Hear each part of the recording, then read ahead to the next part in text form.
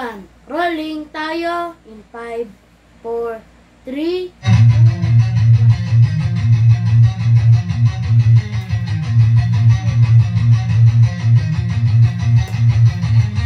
Magsalabi sa daan, huwag kang babangga. Papasok si Big Man, may dala na banda. Minsan siniraan, pero di pinansin. Toxic vibes, bro, di yan sa amin. Nagka-problema, bumangon pa rin. Laban lang kahit ilang saglit. Dito sa Big Man, solid ang galawan. Tunay na negosyo, hindi lang iabangan. Customer namin laging satisfied. Airsoft gear, legit certified. Service, eto na hindi pa na-post. Kahit saan ka magpunta, kami ang host. Big Man, walang katulad. Gamit ay legit, laging panalo pag sukat. Sniper o pistol, lahat ay fire. Kami ang top airsoft provider. Big Man, walang katulad. Gamit ay legit, laging magaman binitin siya. Laging may bago, laging legit.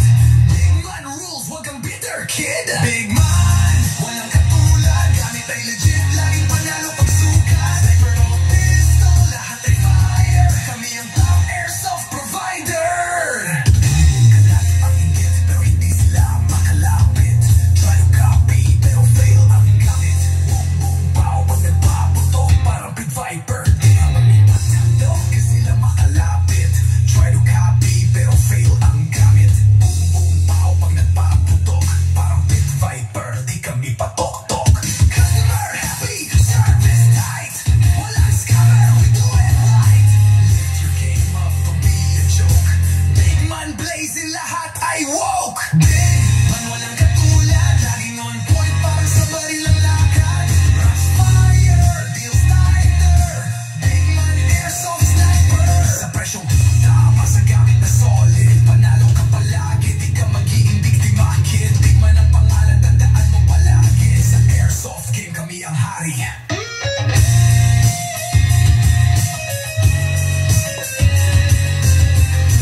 Man, di mo kaya tapatan.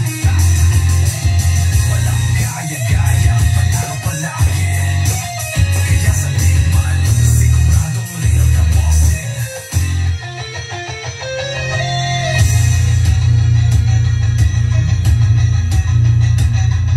Info.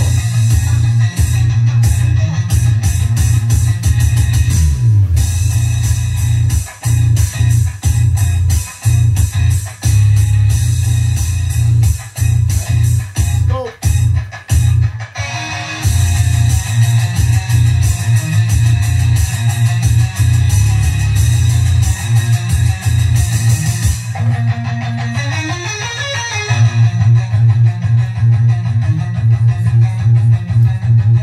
Big Man, mukha yan tapatan. Walang gaya-gaya, panalo palagi. Kaya sa Big Man, siguradong real ka, bossing. Metal ka ba dyan? Huwag na, okay na to.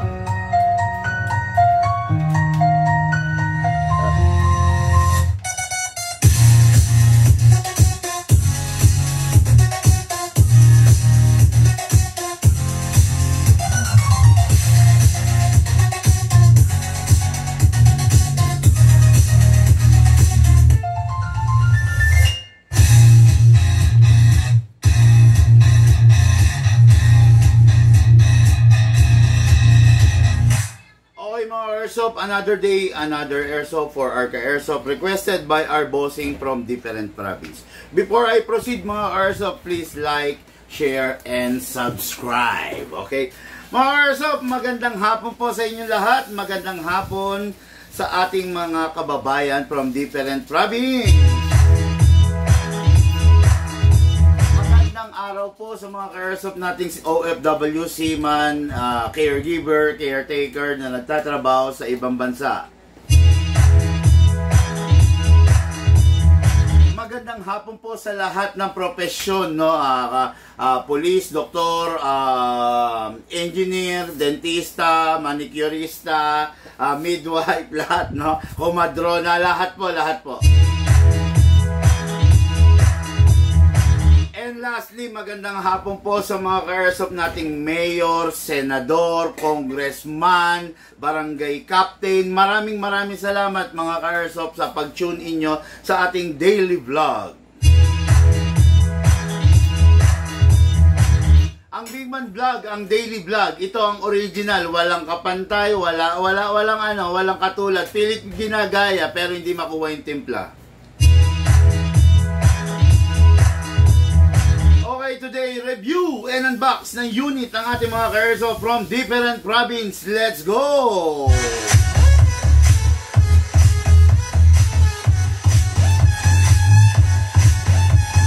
Okay, shout out, good day and good afternoon, Jasper Panorio, Puerto Princesa, Palawan. Hello, bossing, good day, good afternoon sa iyo. Shoutout din po Marlo Nancheta of Baquiad, Labo, Camarines Norte. Okay, before I proceed, gusto ko i-shoutout ang Norte, Pampanga, Bulacan, Nueva Ecija, Tarlac, and Bataan. Mga ka-airsoft ko dyan, no? Kung gusto nyo magka-airsoft, tumawag na po kayo, magpa-booking kayo, magpapa-COD kayo. Okay? COD, ibig sabihin cash on delivery. Big Man lang ang kakaibang cash on delivery. Hindi po courier ang pupunta sa inyo, hindi flash, hindi LBC, hindi kung ano-anong courier. Ako mismo ang pupunta sa inyo. 50 units yung dala kong unit, pumili ka on the spot. Bibigyan kita ng pagkakataon. Pumili on the spot sa 50. Imagine niyo yung 50 piraso. 50 piraso yung dadalhin ko sa inyong unit. Parang pumunta ka na rin sa store namin. Okay? 50 piraso, dadalhin ko sa iyo. Hawakan mo lahat. Isipatin mo lahat. Diba? Damahin mo lahat. Expire mo muna bago mo babayaran. Okay? Magpa-COD na kayo mga ka-airsoft natin na from the norte dahil katatapos lang nating i-COD yung mga ka-airsoft natin sa south. Cavite, Laguna, and Batangas. Ngayon po, meron na nakapila sa mga gusto magpa-COD sa Cavite, Laguna, and Batangas. Meron na po tayong mga nakapila na COD. Ngayon po sa mga norte, wala this week and last week wala pa akong nasi-COD. Ay, hindi, meron pala. Meron pala kahapon, sorry, no? Nag-COD nga pala kami kahapon San Rafael, Bulacan. Okay? Kaya ikaw, kung taga-norte ka, huwag ka na mag-alinlangan pa. Ang tanong, kailan ka mag-airsoft? Kailan ka pipindot ng gatilyo pag hindi mo na kaya dahil na-stroke ka na? Kailan ka sisipat ng sight? Pag hindi mo na kaya dahil malabo na yung mata mo? Kailan ka mag-enjoy maglaro ng airsoft? Pag may cancer ka na, kailan ka maglalaro ng airsoft? Pag dinadialysis ka na? Kailan yung tamang paglalaro ng airsoft? Ngayon, after ng live ni Big Man, tawag ka, magpabook ka, pupuntahan kita. Gusto ko mag-enjoy ka, gusto ko masaya ka sa mapipili mong unit mo. Okay? Grabe, napakasarap mag-airsoft mga airsoft.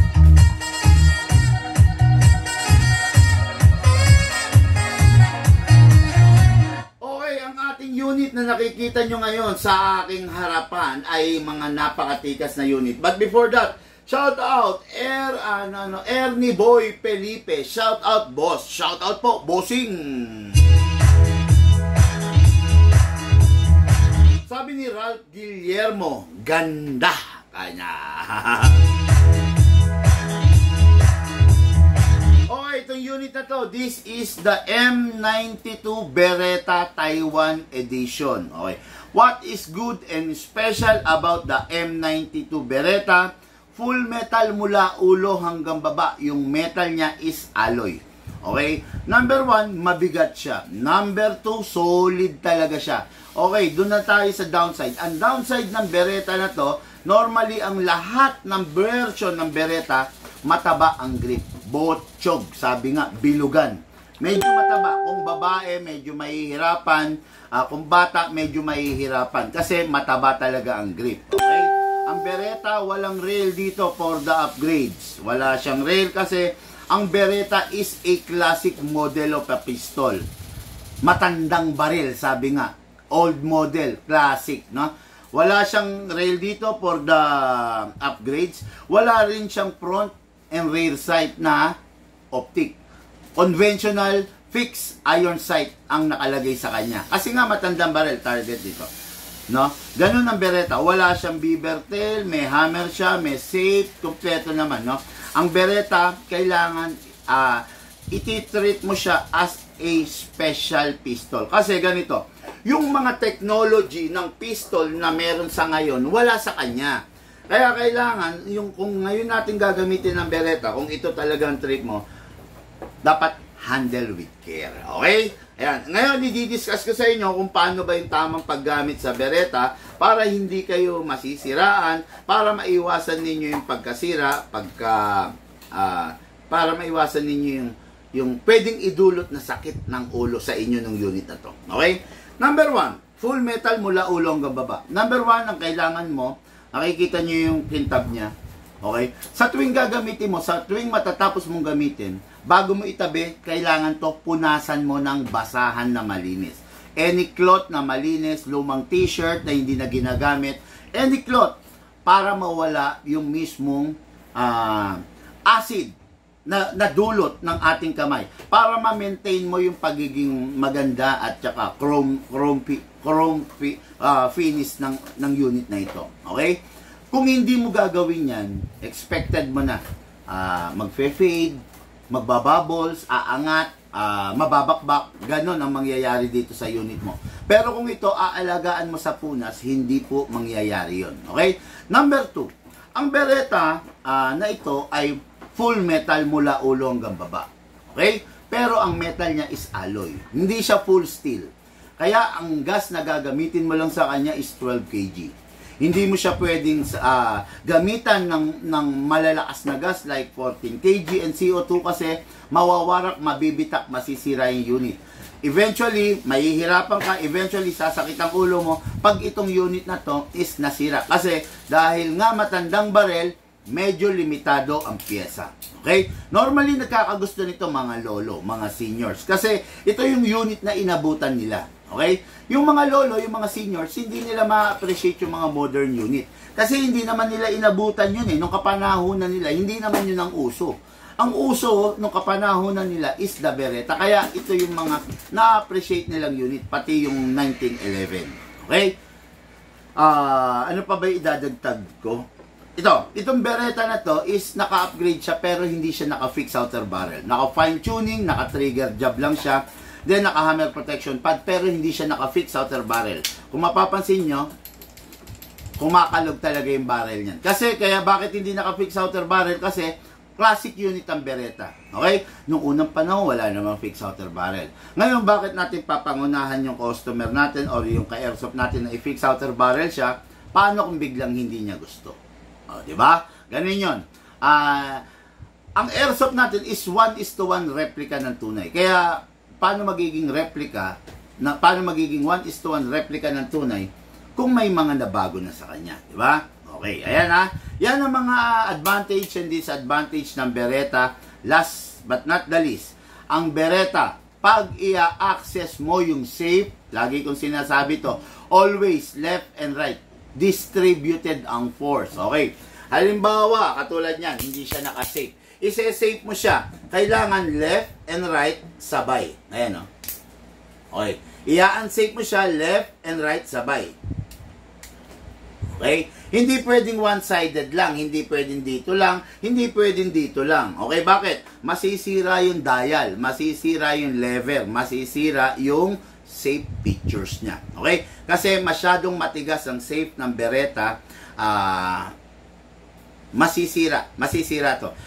Worst case scenario, mabitak pa yung slide mo. Kasi pwersado siya.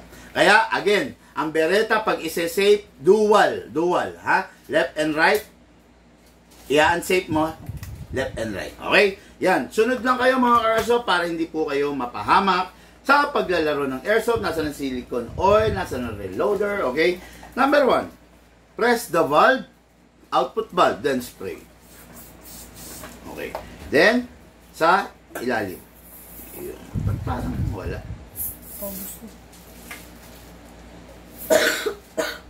Okay. Dito. Okay. Then, kunin natin yung unit. Ikasan natin manually. Ilak. i-spray natin sa nozzle dito. Okay then? Okay na yan. Release, then rest.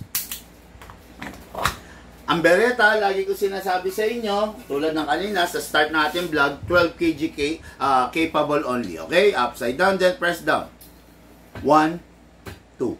Okay, 2 seconds. Sobra-sobra na yun, mga ka-airsoft, para sa isang puno ng ating pag-firing. Okay? Huwag na pong sosobrahan kasi pag sinobrahan mo, mapapalakas ka lang sa gas. 2 seconds. Bakit 2 seconds lang, big man? Kasi mga ka-airsoft, yung bereta natin, pag sa atin nagmula yung unit, is upgraded na. Okay? Pag upgraded na, usog mong konti rating target. Pag upgraded na, wala ka na magiging problema. Mas less na yung chances ng pagkasira. Pag yung unit hindi upgraded, talaga naman, dumarating yung chances ng pagkasira. Okay? Tapos, bago tayo mag-proceed, shoutout ko lang sandali ito, okay? May link ba for the pistol price? Wala pong link for the pistol price. Mag-message po kayo para po maibigay yung detalye sa inyo, okay? Boss, walang price mga pistol and rifles yung nasa Google link. 100 piraso yung rifle, 200 piraso yung pistol. Isa lang naman ang bibilin mo rin di ba? Yung matitipuhan mo. Kaya ang maganda, screenshot mo kung ano yung natitipuhan mo, i-message mo sa amin. No need na lagyan lahat yun, no? No need na lagyan lahat yun kasi isa lang naman ang pipiliin mo, di ba? Baka nga wala pa di ba? Di ba? Baka nga wala pa di ba? Kung interesado ka talaga, Hans, Luib, no? Yung customer nito, si Sir Jasper, paano niya nalaman yung presyo nito? Di ba? Paano niya nalaman? Ibig sabihin, tinignan niya sa Google Drive, natipuhan niya to, minessage kami. Kaya niya nalaman yung presyo nito. Bakit siya alam? Bakit ikaw hindi? Di ba? No, ito. Itong unit na to kay Sir Marlon Ancheta. Okay? Taga Camarines Norte. Tumingin siya sa Google Drive. Paano niya nalaman yung presyo nito? Kasi, nag-message siya sa amin together with the unit na napili niya. Kaya nalaman niya yung presyo, binili niya.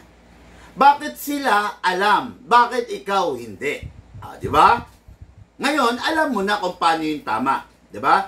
Isa lang naman ang bibilin mo sandamakmak yung nasa Google Drive natin Di ba? Isa lang naman ang bibilin mo, yung natitipuhan mo, i-message mo kami para malaman mo yung eksaktong detalye. Okay? Yun. Sana may natutunan ka sa panonood ng vlog sa amin. Okay? Watching from Quezon, Palawan, Ralph Guillermo. Okay, shout out Boss Big Man, sabi ni Joy Dracoma. Okay, ganun lang naman mga ka-airsoft, no? Walang dapat ikasama ng loob, walang dapat ikapagtampo. Dapat alam lang po natin kung paano yung tama, okay? Meron kang gustong bagay, syempre, itanong mo, di ba? Itanong mo yung detalye, itanong mo yung presyo, di ba? Walang problema yon. Gusto mo tong cellphone na to, nakita mo sa mall, wala ka nakitang presyo, itanong mo, Miss, magkano po itong cellphone na to? Gusto ko kasi. Tatanong mo lang, di ba? Pumunta ka sa SM, nakita mo tong tablet na to. Maaba, maganda. Gusto ko to. Gusto ko to. Wala kang nakitang presyo. Anong gagawin mo? Di ba? Miss, magkano po ito? Tatanong mo. Di ba? Di ba? Iyan ang sinasabi ko. Nakita mo ang daming tablet na naka-display. Lahat ba yan itatanong mo? Hindi, di ba? Kung ano yung magustuhan mo, ito gusto ko to. Miss, magkano to? Tatanong mo. Di ba? Ganun yan. Okay? Nakakita ka ng tumpok ng kamatis sa palengke. Tumpok ng kamatis sa palengke. Ale, nanay, magkano po yung isang tumpok? Itatanong mo. Walang masama sa pagtatanong, di ba? Sana natuto ka ha. Sana natuto ka para balang araw papakinabangan mo yung bagay na narinig mo sa amin. Okay? Papakinabangan mo pag natutunan mo, in-apply mo sa buhay mo, papakinabangan mo yan. Okay? Ayan. Dako na po tayo rito. Meron na po itong gas, may silicone oil na. Ngayon po, maglalagay po tayo ng bala. Okay? Ito po yung bala. Nilalagay natin na bala is 0.25. 0.30 pala to. No? Pero ang gagamitin nyo lang na bala, 0.20 and 0.25. 0.30, okay lang naman to. Tinetesting ko lang eh. Pag gumamit kasi kayo nito, mahihirapan yung barrel, hindi nyo mamamaximize yung range at the same time yung damage na pwede nyang ibigay. Hindi kasi siya compatible sa 0.30, pero dahil itong available sa akin, ito na lang ang pante-test fire ko lang. Hatak, all the way, put your right thumb here. Dito ilalagay yung bala. Okay? Iwasang mabitawan yung spring. Malakas yan. Pwedeng mabasag yung mag-grip natin. Okay? Yan. Ngayon, makikita nyo, bungi-bungi yung nangyari. Kalugin ninyo sideways para yung bala umalign. Okay? Maganda. Ngayon, pasok natin sa unit. Asa. Ready to fire. Okay? Firing! Okay ha?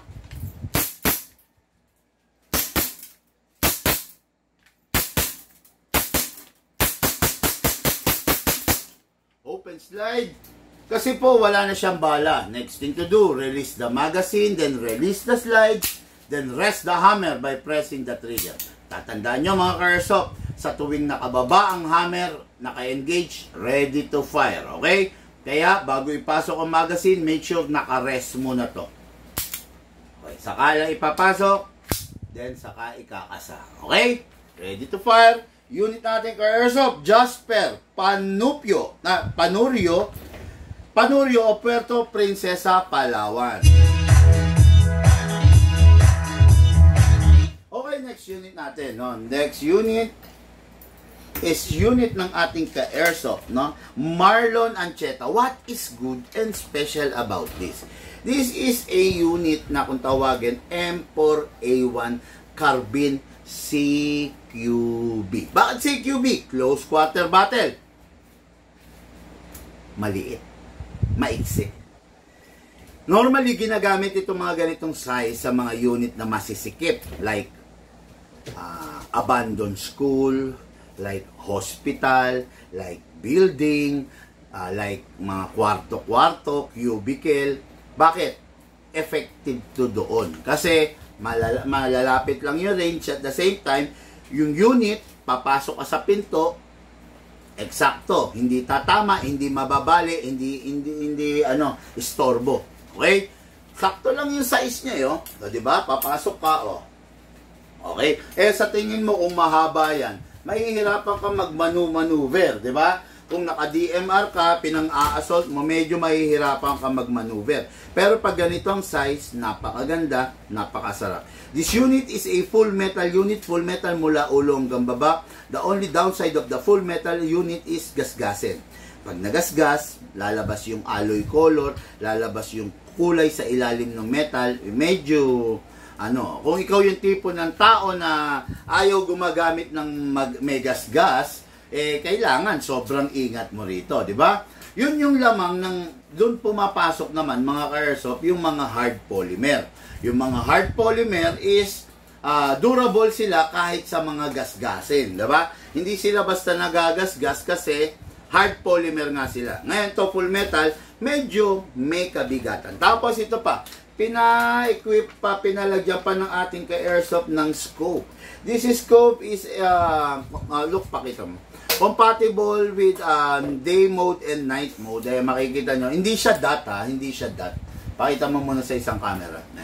Hindi siya dot, hindi siya red dot. Okay?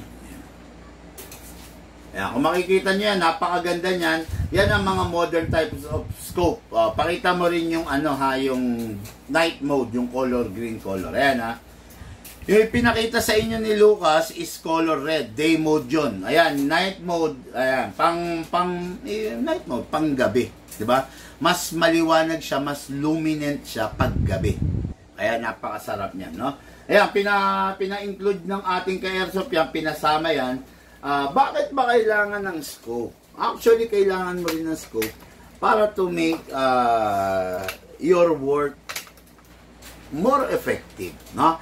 Yung scope kasi hindi mo pwedeng baliwalain yan kasi pinapadali niyan yung pagtatrabaho mo. Pinapadali ng scope yung role mo bilang isang player, no? Pag wala kasing scope, ang tendency conventional, medyo mahirap. At least kung may scope, mas magaguide ka, di ba? Bukod sa maporma na yung unit, mas madali mo pang matutumbok, matatamaan yung target mo. Okay? This unit is a battery operated. Bibigay natin battery, li-poly, bibigay natin battery upgraded na. Okay? Ang battery very sensitive. Ang battery li-poly very sensitive, pero ito yung pinaka-effective. Ang battery kailangan bawal ma-drain. Then number 2, bawal ma-overcharge. And number 3, bawal mag-init. Pag sinunod mo yung tatlong commands na sinasabi ko na yan, hindi ka problema sa unit mo. Pero pag hindi mo sinunod, naku po, ang sakit sa ulo ng unit, di ba? Kasi pag ito kasi indication to na hindi maganda ang pag-treat mo, ang paggamit mo sa kanya pag pag nagbo-bloated. Ibig sabihin, hindi maganda ang pag-maintain mo sa kanya, nababawasan yung buhay niya. Pero pag magandang pag-maintain mo sa kanya, masarap siya. Okay? So, battery, full adjustable. Pwede mong habaan. Pwede mong iksiyan. Ngayon, para mailagay natin yung battery, instead of pressing, hatak dito. Then, okay, ayan na. Ngayon, ito, pasok natin dito sa buttstock. Pasok, diretso, all the way. Then, plug natin ito. Okay. Hindi ko na ibabalik ito mga ka-airsoft kasi test fire lang naman. Okay? Single fire, rapid fire. Ngayon, dako tayo rito. This is the magazine. Okay? Ang magazine merong opening sa ibabaw kung saan ibinubuhos yung bala. Nasaan na yung bala? Ito, dito ibinubuhos yung bala. Ayan, buhos lang natin. After natin mabuhos, sara natin to. Okay. Ngayon, merong gear sa ilalim. Ayan o, kinakamot. Forward kamot. Ayan.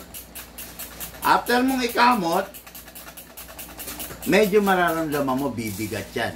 Diba? Yung ibinuhos kasi natin na bala, kailangan maitulak, papanik, may spring yan. Bibigat yan. Ngayon, pag mabigat na, pwede na yan. Pasok. Make sure you heard the clicking sound. Make sure hindi na siya malalaglag. Ngayon, firing po tayo. Again, ang isang rifle, hindi po kinakasa. Pagkapasok ng battery, pagkapasok ng magazine, good to go. No need na ikasa kasi masisira po yung charging handle. Baka masira pa yung hop-up chamber mo at hop-up rubber. Okay? Firing po tayo. Single fire. Rapid fire. Single fire. Rapid fire. Single fire. Rapid fire. Okay? Every time matatapos maglaro, always release the magazine. Then, pakita mo nga to, basag yung balo. Then, clear the chamber. Then, rest the spring. Ito, napaka-importante nito. Ayan, pakita mo na. Basag, no? Diba? Basag. Okay, rest natin yung spring. Lagay natin sa rapid. Press natin 1 second. Then, single fire. Then, put it back to safe. Okay, yan. Kailangan i-rest nyo para yung unit ninyo is manatiling maganda, manatiling maayos, at hindi maging sakit sa ulo. Okay? Itong unit na to, unit ng ating ka-airsoft, Marlon Ancheta, going Labo, Camarines Norte. Maraming salamat mga ka-airsoft, no? Ito, nadaos na naman natin ang isang review and unbox, isang hapon ng review and unbox ng ating mga unit na item for shipping. Idadagdag natin sila dun sa mga nakapack na item for shipping. Akin na, basahin ko lang. Okay, item going, akin na, tsaka isa. Okay, item going, Laoak, Pangasinan, Lawak, Pangasinan. Ewan ko, tama yung pagkakabigkas ko ha. At saka item going, Luna, Apayao. Grabe, lalayo ha, sa Apayao, no? Okay, yan yung mga item na yan, idadagdag natin to. Ready for shipping. Aalis sa ating Big Man Cave. Okay? Mga airsoft, lahat po tayo, syempre, nagmula sa iba't ibang larangan, pinagbuklod, pinag-isa, ng iisang libangan. Yun po ang paglalaro ng airsoft. Syempre, atid sa inyo ng inyong lingkod, Big Man. Mga airsoft, iwan ko po sa inyo.